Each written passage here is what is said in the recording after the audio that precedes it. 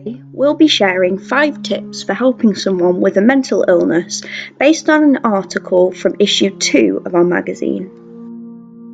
One of the biggest factors in whether those who are mentally ill will open up to a person about their feelings is how that person reacts.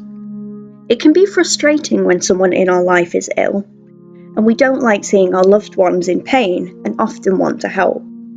These 5 tips should help assure that your loved one can open up more to you. Tip number 1. Don't allow your negative emotions to be visible. Like I said, it can be frustrating trying to help someone who's ill. You might feel anger, pity, sadness, or even helplessness when trying to help.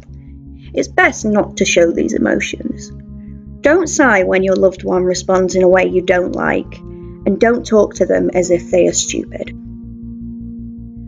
Keep in mind, if they could act healthy, they would, and if you show a negative reaction to your loved ones, they are much more likely to hide their feelings. On to tip 2. Do show them that you still care. This one may seem obvious, but often mental illness makes a person feel broken or somehow less than. Therefore, your loved ones should be reminded that you care greatly about them. Without this reassurance, they may feel as if no one cares. Tip 3, and this one is an important one. Don't tell or remind them that it could be worse. This is extremely unhelpful. The idea that knowing that some people are worse off will feel better is simply not true. In fact, it might make your loved one feel even worse.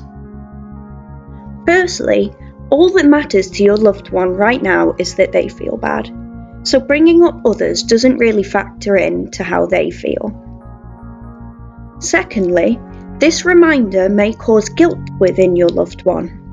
They may feel guilty for talking about the illness, or even worse, feel guilty for being ill at all. This means that your loved one is less likely to open up about their illness to you or to anyone else in the future. Tip 4. Don't try to relate how they feel to your own experiences. That is, unless you have the same illness, of course. It can be tempting to try and relate how they feel to things you've been through.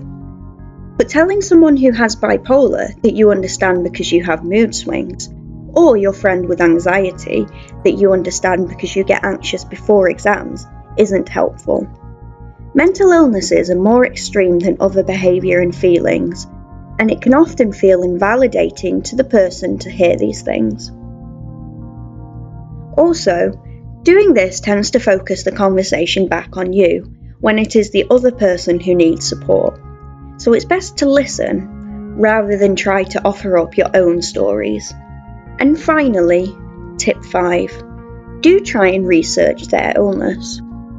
The internet is a wonderful tool that allows you to research whatever illness your loved one has. You can research symptoms, helpful tips, and read others' experiences.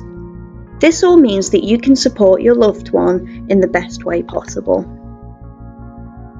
Something good to research is particular warning signs and how best to deal with them. Knowing, for example, that someone's first sign of anxiety can be them feeling very hot is good for spotting when a possible anxiety attack is about to rear its head. That's it for our tips. We hope that you now feel better equipped to help support someone with mental illness. Remember, it's always good for someone with mental illness to seek medical attention and help. If you liked this video, please like, share and subscribe.